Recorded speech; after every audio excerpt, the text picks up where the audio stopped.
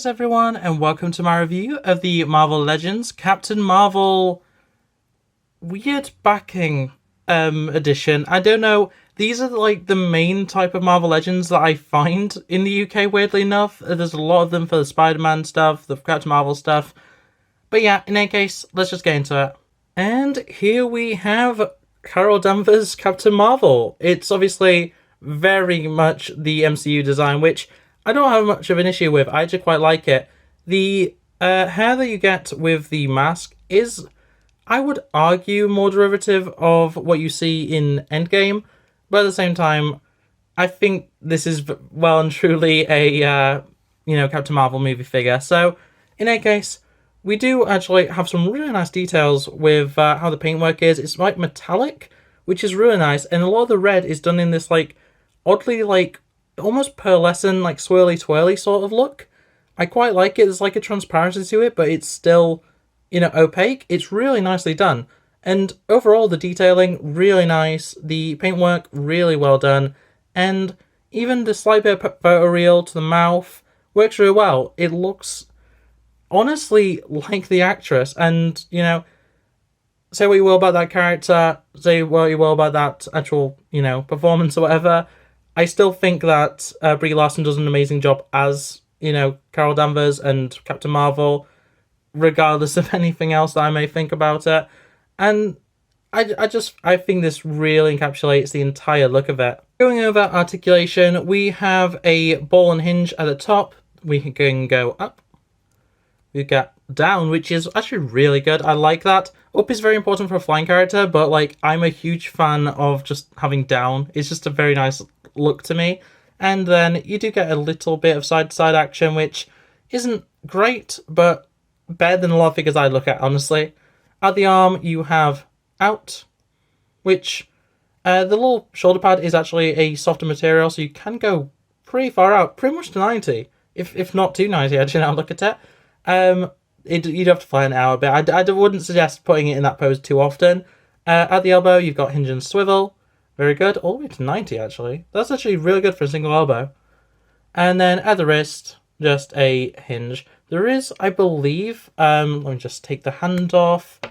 I believe there is actually something there. I may be wrong. It does look like there's a hinge there, but it doesn't seem to want to move. Or not without feeling like I'm stretching it. I think there is a hinge there. It's just not really accessible when you've got it in the hand. But yeah, fists, not really the most interesting.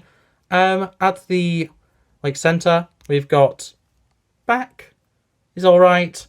Forward, also alright. I'm not too fussed about that. I think that's fine overall. Nothing at the waist, surprisingly enough. At the leg, you've got out. Yeah, I mean, better than some Spider-Man. We have forward, which pretty much 90, not bad. And then we also have swivel, which is very nice. And then not really any back, unfortunately. At the knee, it's a double knee. So, yeah, all the way. That's really good. Whoosh would be proud, Very good, actually. I'm actually kind of surprised at that. And then at the ankle, you've got forward, back, forward-facing pin for Rocker, because, of course, it's Marvel Legends figure. It would be a miss without forward-facing pin for Rocker. And, yeah, overall, really well articulated. Really like this figure. And, of course, going over accessories, there's only one, and it is the unmasked Carol Danvers head, aka the majority of the time. This is what you see. But honestly, I bought this figure expecting that this head would be my preferred, until I saw the photo reel. It's actually kind of remarkable how much this does actually look like Brie Larson. I've, had a few figures that have had photo reel, and I've seen a few in person that have really good photo reel, but something about this, it's just kind of too perfect, I really like this look way more than I thought I did. And unfortunately, as I say, the hair is very much from the Captain Marvel movie rather than Endgame, which is my preferred look for the MCU version of Carol Danvers. And, it's not a terrible look overall, I just prefer the shorter hair.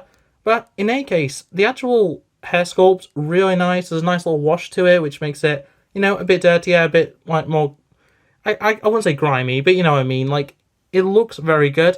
And as I say, that photo reel, it's so good. And yeah, this is definitely how it's going to stay on my shelf. For size comparison, I have the Gamerverse Marvel Legends Iron Man. It's the only other Marvel Legends I have to hand that isn't Venom.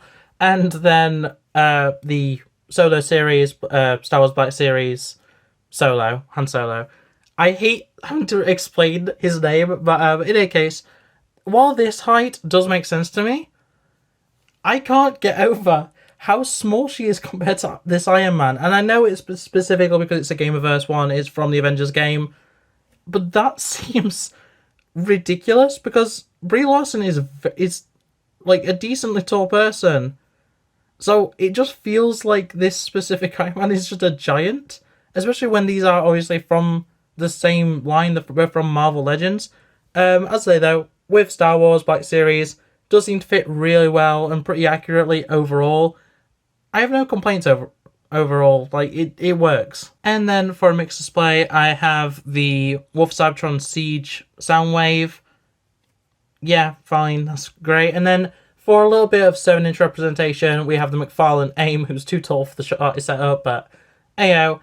Once again, I don't think that's a terrible height difference, and if you're wanting to use a character like AIM for a Marvel display, I'd say that's perfectly reasonable. And that is going to be it for this review. So thanks for watching, like, subscribe, all that jazz, and I'll see you next time. Bye!